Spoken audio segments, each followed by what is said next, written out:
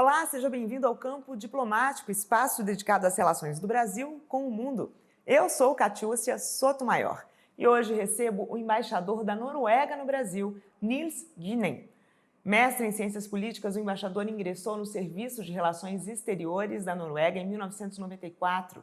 Ele ocupou vários cargos no Ministério de Relações Exteriores relacionados à política de comércio internacional, comunicação estratégica e diplomacia pública, administração e gestão de crises. Serviu nas embaixadas norueguesas em Marrocos e na Inglaterra. De 2010 a 2014, ele foi nomeado vice-chefe da missão na Embaixada da Noruega na China. Seu último cargo foi vice-diretor-geral do Departamento de Serviços do Ministério das Relações Exteriores em Oslo. Está no Brasil há 4 anos. Welcome. Thank you very much, Mr. Ambassador, for your presence here. Thank you for having me. Now let's start talking about agribusiness in your country. I know you have a lot of fish, right? We do. I would say that fisheries is definitely the main activity for us within this sector. I'm sure Brazilians know about Norwegian bacalhau, and Brazil is the biggest market for bacalhau. But with Portugal as kind of the first stop on the way. So we're proud of our bacalhau. We're also proud of all the traditions that we have found in Brazil when it comes to Easter, when it comes to Christmas, where bacalhau is part of that. And more than bacalhau, you also have salmon, and you told me you produced, not to export, but caviar is something that you eat, you have a lot there. Our caviar can be bought in the supermarkets. It's cheap, but it's not made of beluga caviar. It's the eggs of the cod. It's very healthy, it's cheap, and we like it. When it comes to salmon, salmon is our biggest export. To give you some figures, last year, Norway exported fish, bacalhau, salmon, other types, for around $12.5 billion US. So it's a big industry for us. And what about Brazilian market in this subject? Do we access your fish? It's basically bacalhau.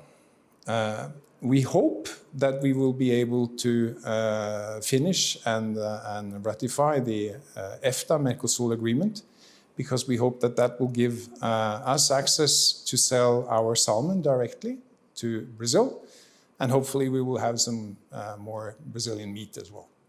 And what about aquaculture? You told me it's something that we have potential to work together, right? Yes. Aquaculture in Norway and Brazil is quite different. Ours is basically saltwater based, ocean based, and our species is basically salmon. Here it's inland freshwater tilapia. So there are big differences, but there are also a huge potential, we believe, for Brazil to expand its aquaculture, or fish farming, as we call it in Norwegian. We believe that you can quadruple your production in Brazil. And it's a huge potential for cooperation between Norway and Brazil. And how could we do that? What are the opportunities to get to this number? I think what I've heard from Norwegian investors and producers is that you have the possibility to increase the effectiveness of the production. There is a need for larger units in Brazil in order to make the production more effective. But you have a vast internal market, and you also have a good setting for exportation. And today, do we have any projects that we are working together? I don't know, not in this matter, but as something in the sector? There is commercial cooperation between Norway and Brazil, and between producers and between Norwegian producers of equipment. We have an annual conference in Brazil together with Brazilian partners. This cooperation, I hope, will continue and expand. And what about dairy? You told me that that's another important sector of the production in your country, right? Yes. If you look at Norwegian farms, the major production is dairy and meat, but is very small compared to Brazil. You have to remember that if you look at the map, you'll see that Norway is basically mountains.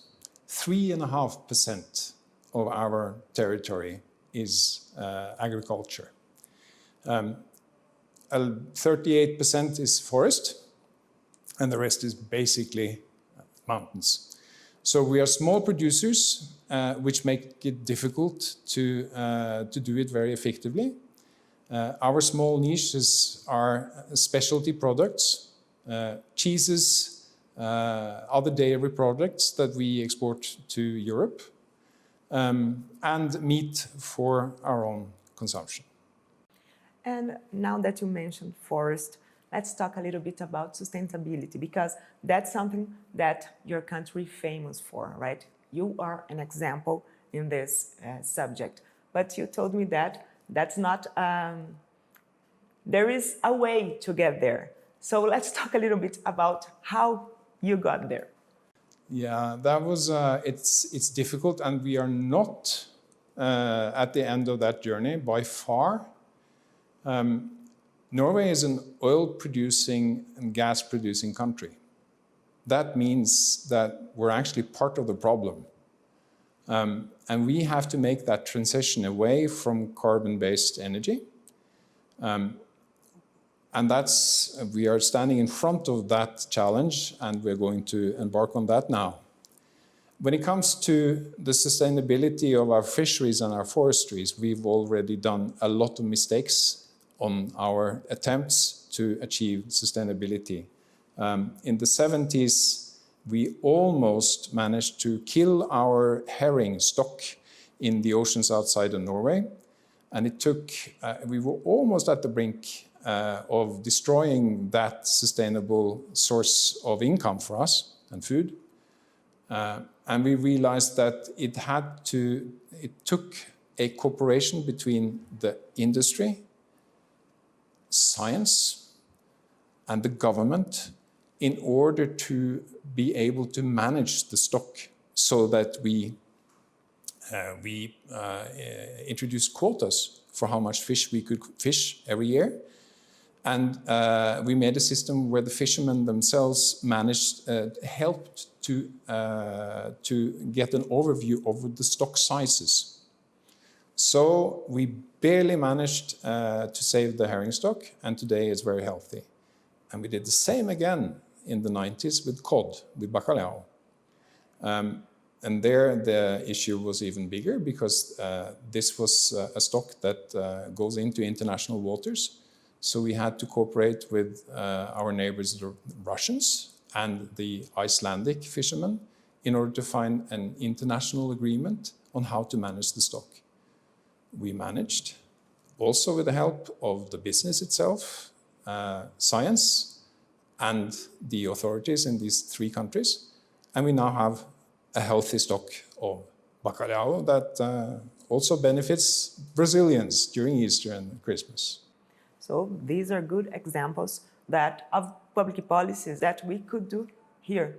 I think perhaps if there is one lesson that could be learned from our mistakes, it is that government needs to listen to business.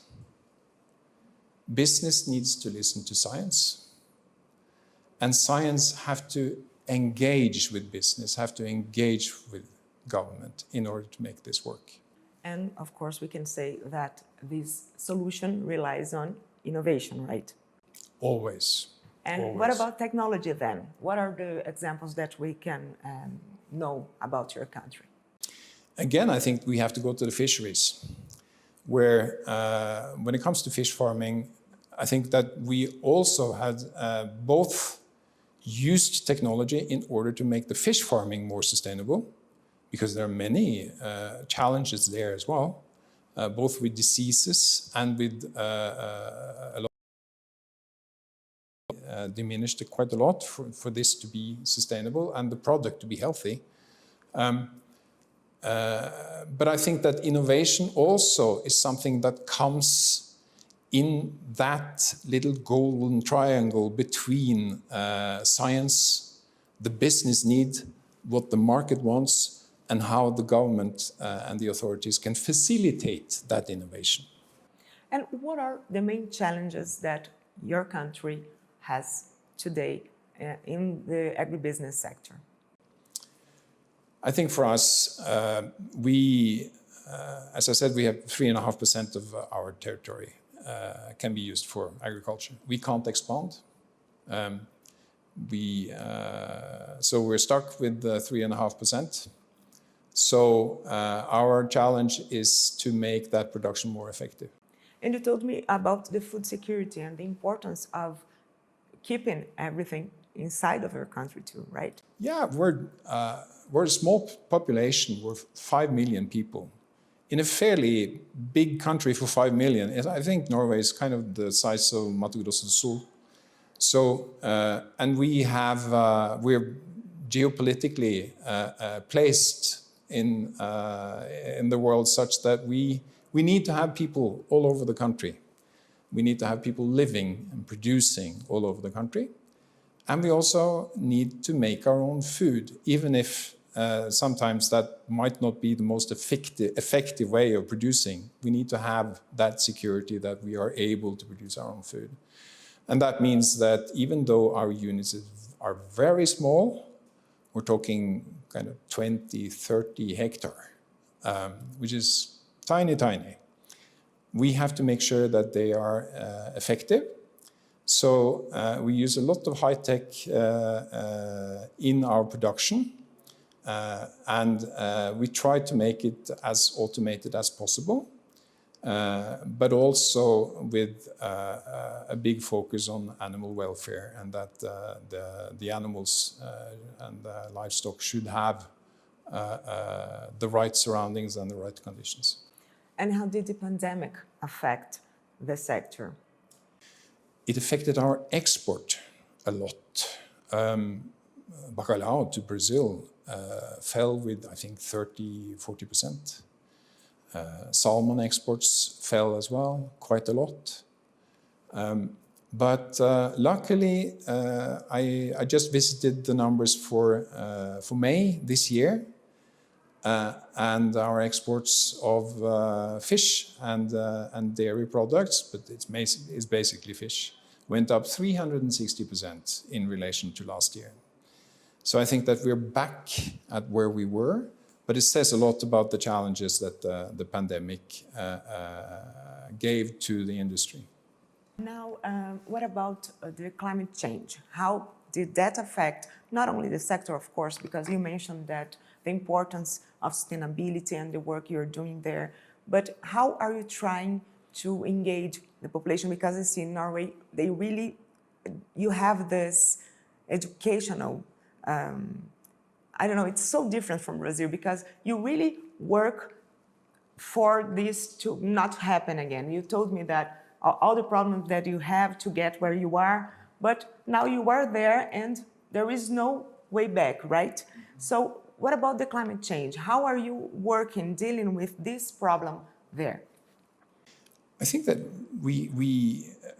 the big challenge that we're facing now has less to do with sustainability in the agricultural sector, but more about energy transition.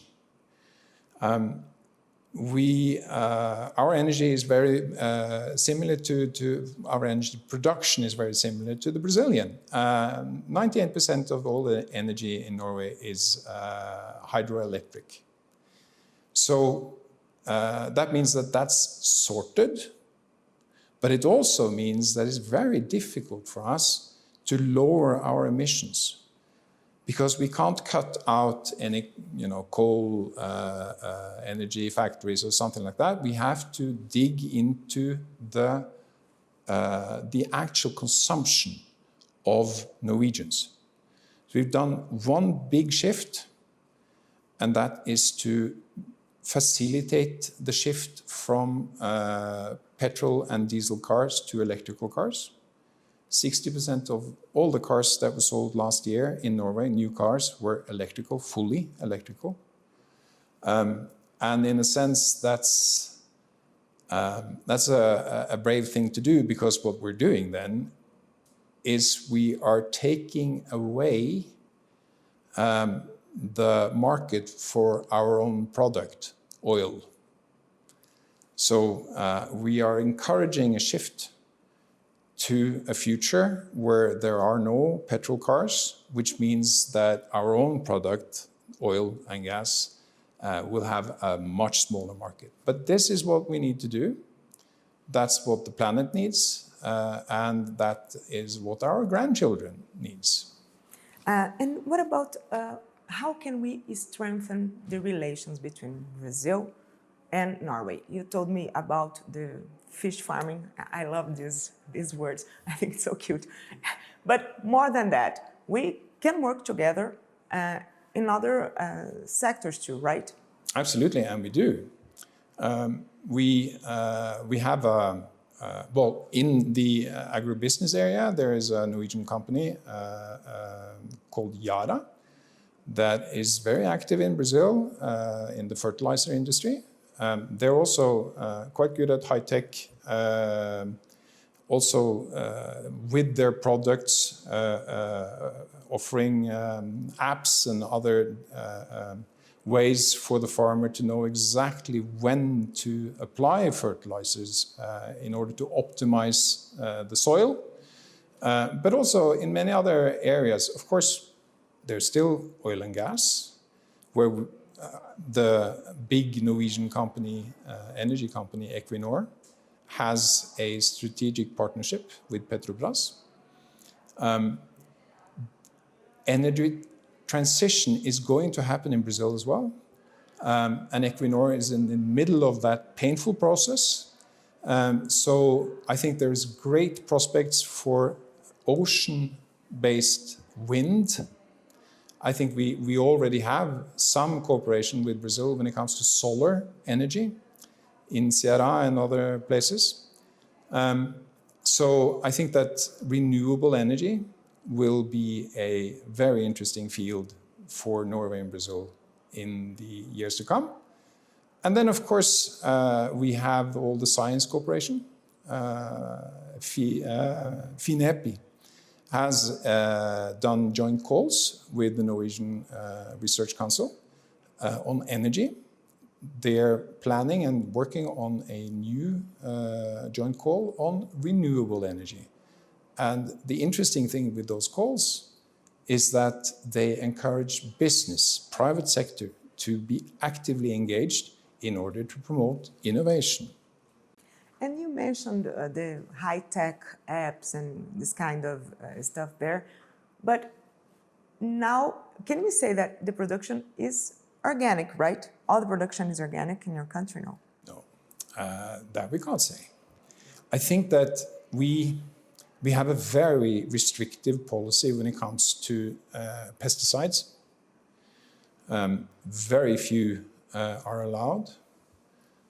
We also have very strong laws when it comes to animal welfare. But our definition of organic is also very strict. So right now, I think 7 or 8% of all the products produced that we have in Norway can be labeled in Norway as in other countries, maybe organic. We see that a much larger percentage of our production would be labeled organic in some other countries. But we would like to have those high standards.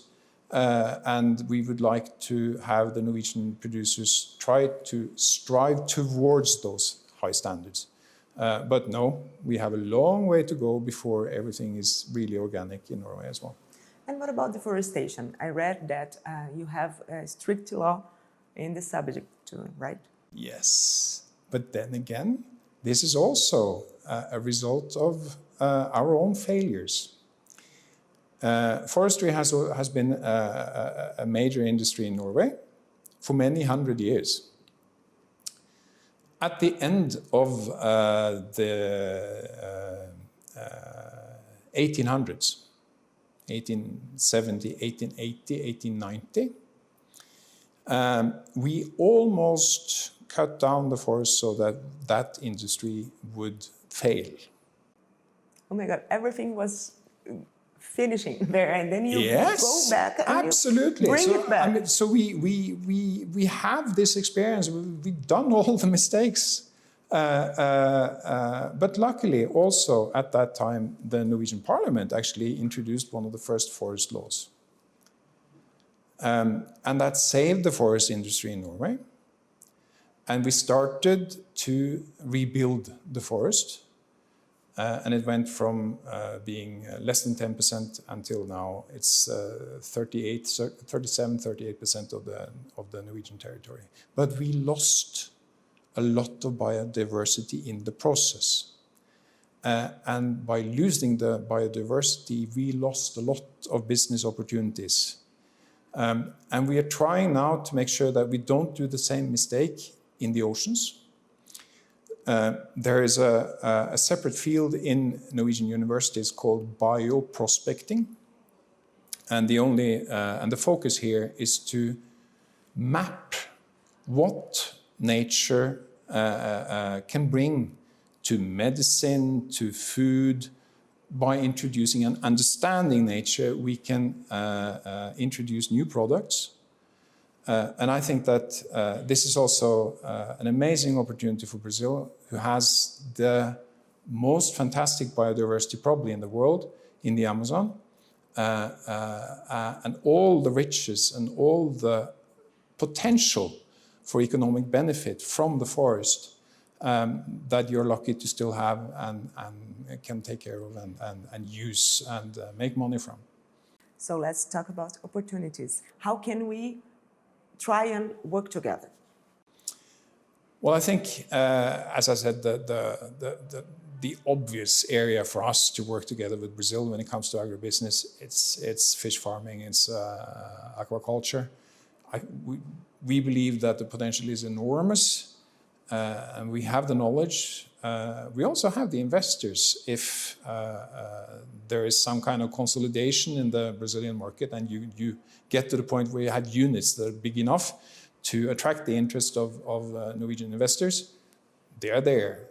Look to Chile and what happened there, where Norwegian investors have been very active for decades, and they now have a very strong salmon industry. This can happen with tilapia and other species in Brazil, I'm sure.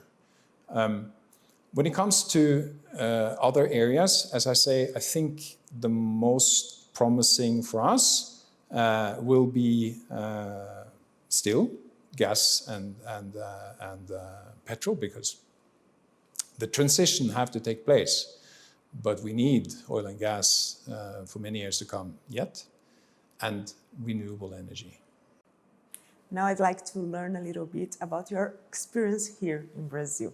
Is there any case, episode you'd like to share with us? Yeah, there are so many. 4 years, right? Well, 18 actually, because my wife is Brazilian. That's amazing. And we met 18 years ago in University of Oxford. And since then I've visited Brazil almost every year. So it's difficult to choose. But I think one experience that I think is important for us as foreigners is to understand the immense size of this country. And the fact that if you visit different states, you understand that the economies are totally different, the culture is different, the food is different, and you have to respect that as a foreigner, I think, and as a diplomat, and realize the differences and the different needs of different parts of this country as well. And what about a farm? Have you visited one? And then I visited Amagi in Mato Grosso, one of the really big farms, with an impressive main office in Cuiabá. That was a very impressive visit. But then I think the one person that has impressed me the most is a young mother, 33 years old. Her name is Claudete. She is a Ribeirinha. She lives in the Rio Negro, in the Amazon, in a small side river. Her husband is a fisherman. He's away half the year. And she lives there alone. She takes care of her 3 children. She has her little farm. And she knows the forest. She managed to produce. She managed to live from the nature and live together with nature. She's one of the most self-sufficient, sturdiest, bravest women I've ever met. And it tells a lot about Brazilians as well. And the resilience and the humor and the love of life. So if I want to choose, I think it'll have to be Claudete. Thank you so much for your time, Mr. Ambassador. Thank you. E no campo diplomático de hoje, nós falamos sobre as relações comerciais do Brasil com a Noruega e o potencial de parcerias na aquicultura. Você pode rever este programa e também outras entrevistas no nosso canal no YouTube. Aproveite para seguir a gente nas redes sociais, @AgroMaisTV. Continue com a programação do AgroMais, seu canal voltado para o agronegócio 24 horas.